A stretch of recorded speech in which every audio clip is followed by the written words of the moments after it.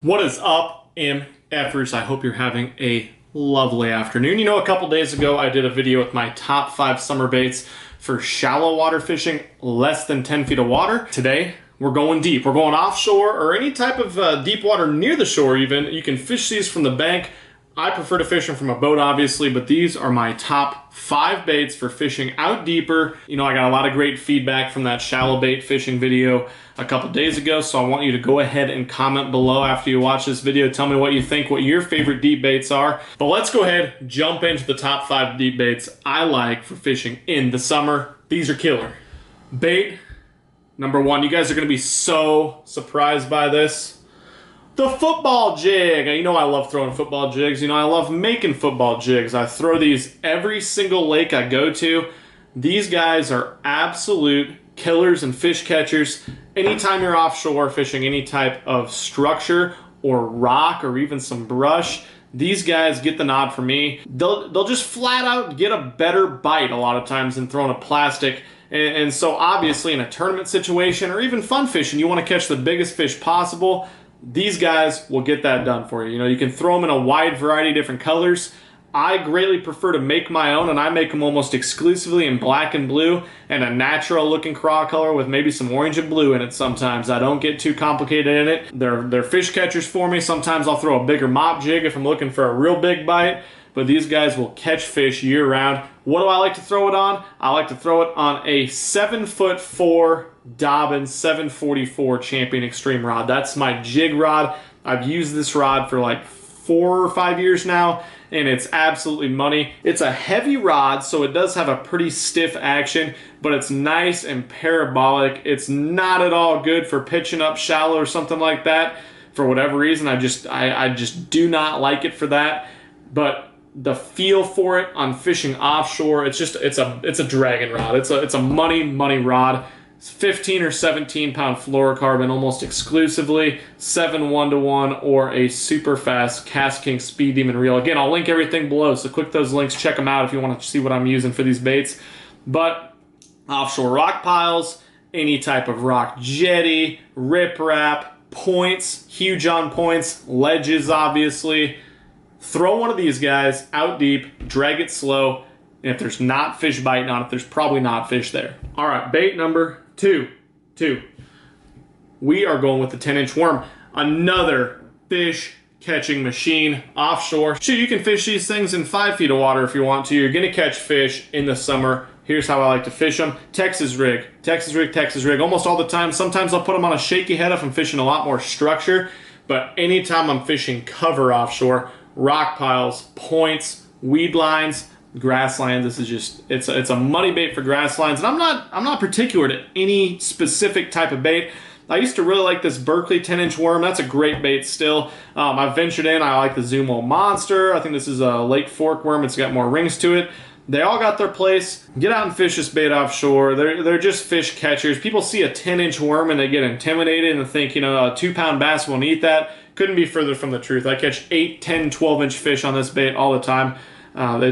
It's an awesome bait with a lot of action that the fish eat in the summer. Once they get off the post spawn, which they are, I think, pretty much everywhere in the country right now, they'll demolish this worm. My favorite place to fish this probably would be offshore brush piles. You know, it's a bait that can get in and out of brush piles really well. The end will kind of grab onto some of the brush piles once in a while, but I think that almost helps the bite because you can pop it off there and it causes a little bit of a reaction strike. So my Texas rig with this, I like at least a 5/0 worm hook, and I don't like an extra wide gap. I like a wide gap worm hook if possible to fish these guys, because they're longer and I mean your hook's only going to go to there, which is less than half the bait. You want something that has as big of a bite to it, and we'll get more into hooks in the future, but as big of a bite to it as possible. There's a smaller area on an extra wide gap hook between the point of that hook and the eye of the hook for those fish to get their mouth on to get a fish to the boat, and I've caught a million fish on them like that. But I prefer to use a wide gap, not a straight up straight shank hook. but a wide gap 5/0, 6/0, 7/0 hook is absolutely perfect for this worm. That way when you pull that hook right into the fish's mouth, you'll just get more fish to the boat like that. You know, I almost always let the fish take it for a second or two longer than I do with my other baits, just because of the simple fact that there's so much bait there. You gotta let them take it for them to get that hook. But these are fish catchers. Whenever I can get away with it, I will fish it on an unpegged weight, especially if you're flipping this worm or fishing it next to any type of super vertical cover where you're going to want the fish to see the bait falling straight down. An unpegged weight will cause this bait to fall so much more naturally than a pegged weight. But if you're fishing in super heavy brush piles or rock piles or something like that, it's great to peg the weight. That way it doesn't get way back behind, and then your weight's up here tangled around a limb, and your bait's way up there, and you're pulling against all sorts of things. You'll just end up snagged a lot of the time. So I fish it unpegged the majority of the time, though, unless I'm fishing super heavy cover. I love to fish this rod on like a 7.3 to 7.6 medium heavy or heavy action, more parabolic rod. You're going to be fishing this bait offshore. So you want that rod to load up, especially since you're letting the fish take a little more, kind of leaning into them a little bit more than a straight up flipping bite where you're just jacking them. That rod is perfect for this. I throw it on that 744 Dobyns Champion Extreme or the 735 Champion, another great choice for this. And I always throw it on fluorocarbon. Again, 15 pounds, what I like to throw it on. It falls a little bit more naturally on 15 than it does on 17 or 20. But if I'm fishing around heavier cover, I will bump it up to 17 or 20. The weights on this, if I'm casting real far, pulling it by a long piece of cover, like a long point or something, I'll go with as heavy a weight as possible. And I'll kind of hop that bait. I fish a worm with a lot more action than I do with a football jig. So I'll use a heavier weight for that. I'll go as heavy as a 1/2 ounce if I'm fishing deeper and I'm fishing something where I really need to cover a lot of water. I can make a longer cast with that heavier weight and pull it for a long ways. If I'm fishing an isolated piece of cover that's not in very much water, or if I'm kind of pitching this bait around, especially, you know, down in Truman Lake, this is a big deal, is flipping in those straight up and down cedar trees, and you flip a million of them all day. Something that can be really key is fishing it with as light of weight as you can get away with. You know, I'll go as light as an 1/8 up to a 1/4 ounce when I'm flipping it into standing timber. That allows the bait to fall slower and more naturally than a lot of guys' baits are, because they're using a 3/8 or a 1/2 ounce weight, and it will get you more bites. Plus, you'll get snagged a lot less with that lighter weight. So it's really, these are just a deadly bait to throw. Again, I'll fish this bait on a 7:1 to 1 gear ratio or faster reel. I want to take up a lot of line when I'm fishing offshore to drive that hook home. But give the 10-inch worm a try. Don't be intimidated by the size. It's not that much different than a 7 or a 5-inch Senko or something like that. Get out and try these. You will catch more fish. Well, that got a little bit lengthy on the worm discussion, so let's dive right into bait number 3. We're changing gears up a whole bunch. The deep diving crankbait. If you've watched the video a couple weeks ago, you understand that I love to throw a deep diving crankbait. This is my new favorite deep diver, and I literally got rid of every other brand because I love these baits. I think they have exactly everything I'm looking for in a deep diving crankbait. That's great castability, great paint schemes, great stock hooks on them, dives deep quickly, has a wide action, and has a loud rattle. That's what I want in my deep cranking. I know a lot of guys on ledge lakes like to mix it up with a silent bait or something like that, or a more natural bait once in a while. That's great. This is what I want on deep crankbaits. You know, they make a C10, C15, C20, C25. They all dive to those respectable depths. They don't pull too hard, so they're not going to wear you out on a long day. And they get to those depths very efficiently. They get there quickly, so your bait's in the strike zone for a longer period of time. Where do I throw this bait? You saw in that video. Offshore rock piles, offshore points, ledges, any type of offshore structure. These are super wide wobbling baits, so kind of like a DD22, they will come through brush piles actually really well too. And that's another great way, because all those guys fishing that 10-inch worm or a big jig or something that's brush piles, they don't see crankbaits as often. So you can bang the crankbait, get a reaction strike out of those fish in deep brush piles. The equipment I like to throw it on, 7'6" cranking rod for the C10, C15. You can go up to your 8-foot cranking rod, your heavy bait cranking rod. for the C20, C25 for the deep divers. They give you a little bit better control of the bait since they do pull harder when they dive deeper like that. But I'll throw it on 12 or 15 pound fluorocarbon for the shallower diver ones. These guys still get down to that good 10 or 15 foot depth. And I won't throw anything over 15 really when I'm doing my deep cranks. Fluorocarbon line, 100% of the time. I like a little bit of stretch, but not too much. Fluorocarbon sinks, so your bait's gonna get down there quicker, and you're flat out gonna catch a ton of fish if you fish these on any type of offshore cover.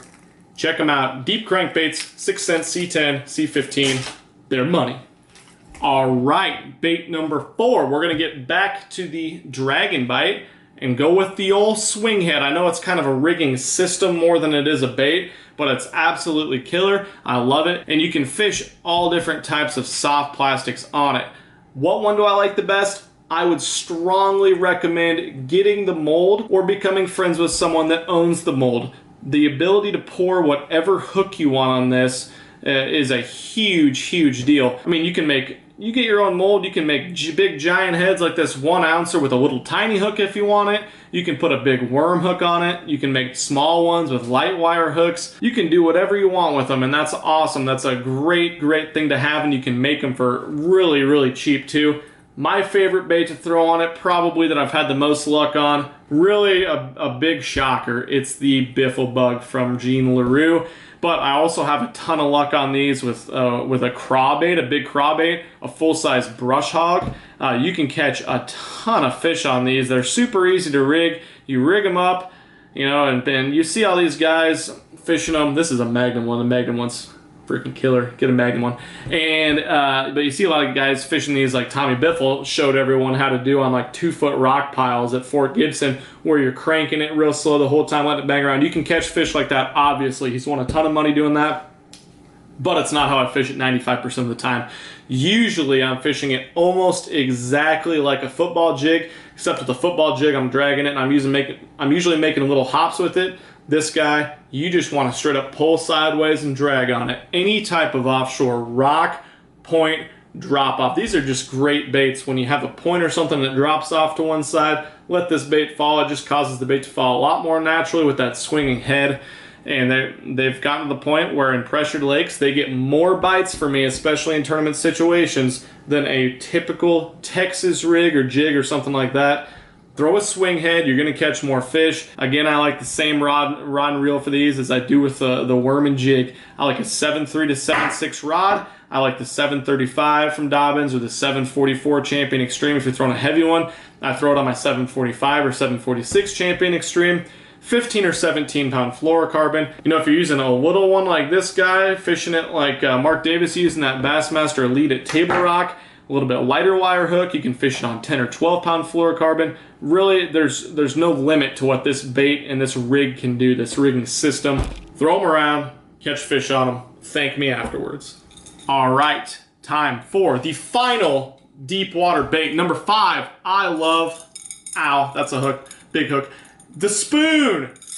Spoons are great baits. I think that they're widely misunderstood in how you use these baits. You know, everyone grows up throwing a spoon or a Castmaster. I grew up anyways throwing a spoon or Castmaster like that, just throwing it out, cranking it in. They have cool action like that, and you catch a lot of white bass, wipers, stuff like that. You can catch bass like that too.